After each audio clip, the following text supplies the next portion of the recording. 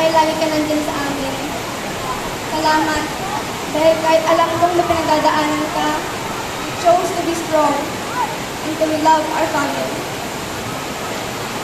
Alam kong may mga pinagdadaan tayo ngayon, pero alam ko rin, malalagpasan ko natin ito bilang isang pamilya.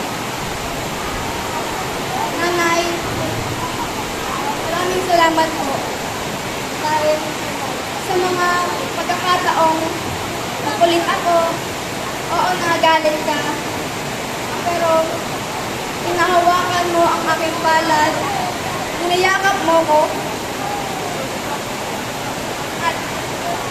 at inahaplos mo ang aking buhok. Sa mga gabing akala mo ay tulog na ako.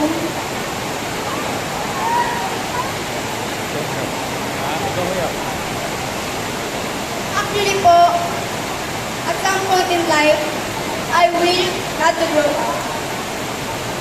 Because I want to stay and still be your baby. Princess. Thank you po sa lahat ng sakripisyo niyo sa akin. Salamat po at mahal na mahal po namin kayo.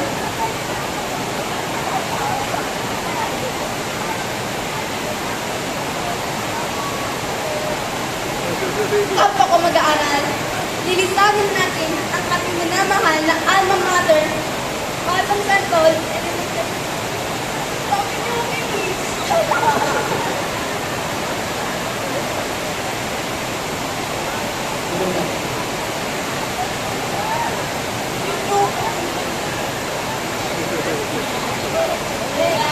ang ilan ay aalis na madalang medalya, sertipiko, at karanasan.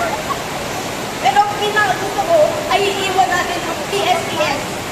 May mahusay na kaalaman at nabuong magandang relasyon sa pamilya. Sa ating buong may kapal, po ang lahat ito sa inyo. Maraming salamat po.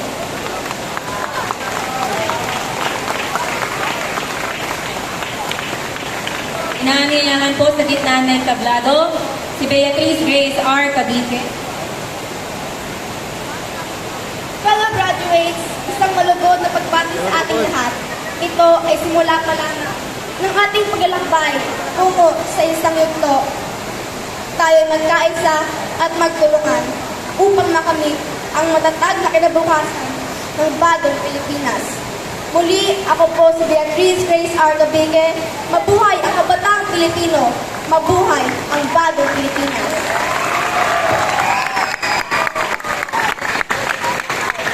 Nangangailangan po sa gitna ng tablado, si Beatrice R. Cavite, mag-aaral na nagkamit ng may mataas na karangalan, at si binibining Joanna Marcia R. Cuya, gurong tagapayo.